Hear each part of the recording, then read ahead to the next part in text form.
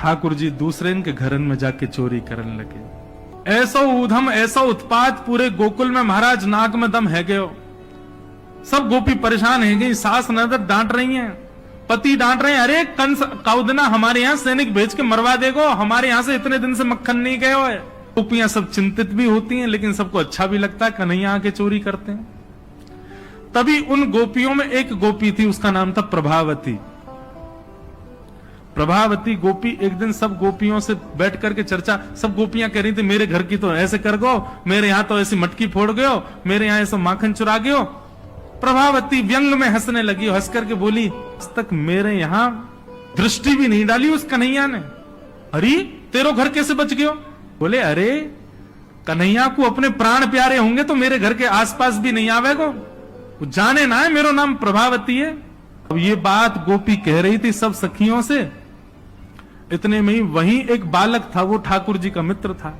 वो ठाकुर जी के पास दौड़ो दौड़ो गए, वो लाला एक गोपी है प्रभावती वाने यूं कहिए लाला को अपने प्राण प्यारे होंगे तो आवेगो मेरे यहाँ चोरी करवे, मेरे यहाँ आई ना सके, प्राण प्यारे यही मारे ना आवे। ठाकुर जी बोले हमको चुनौती दे रही है? बोले हम बे लाला तू को चुनौती दे रही है?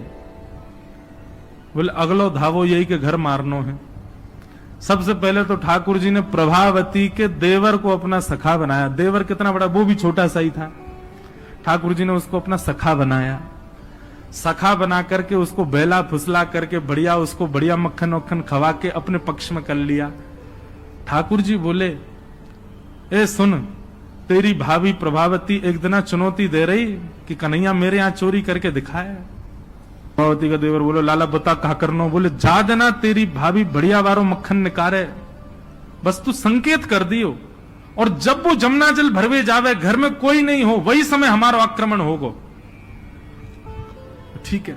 प्रभावती ने एक दिन बढ़िया मक्खन निकारो और महाराज मक्खन निकाल करके छीके पर टांगो, और वो बालक ने देख लिया, दौड़ करके ठाकुर जी के पास बोले आज भाभी ने मक्खन निकालो, आज ही चलो लाला। बोले हाँ आज चलेंगे। प्रभावती यमुना जल भरने के लिए गई।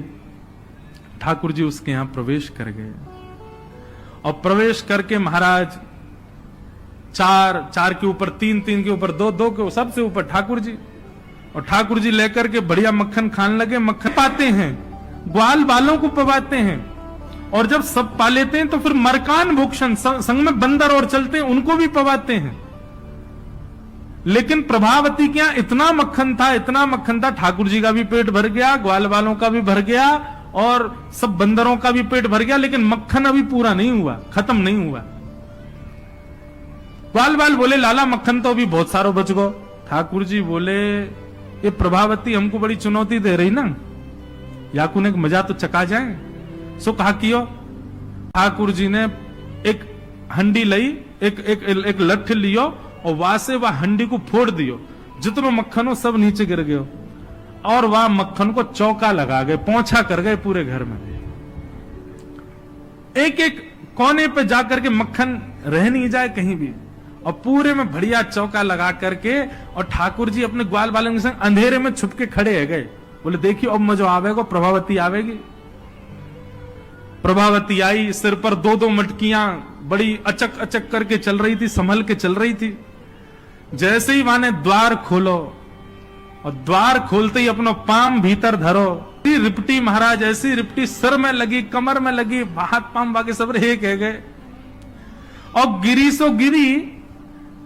यमुना जल मिल गयो मक्खन में तो और चीकनो हो गयो, अब वो उठ ही नहीं पा रही है, जैसे उठे फिर गिरे, जैसे उठे फिर गिरे। और ठाकुर जी ताली बजा बजा के हंसे, सब ग्वाला के लाला आज तो बड़े मजे आए, आज तो बड़े मजे आए। मेरी भाभी कहा कह रही कन्हैया को अपने प्राण प्यारे हमारे ना आवे, अब तो को तेरे प्राण प्यारे होंगे ना तो कभी हमको चुनौती नहीं देगी। और ठाकुर जी भाग गए। प्रभावती महाराज जैसे तैसे रिपट रिपट के बाहर आई।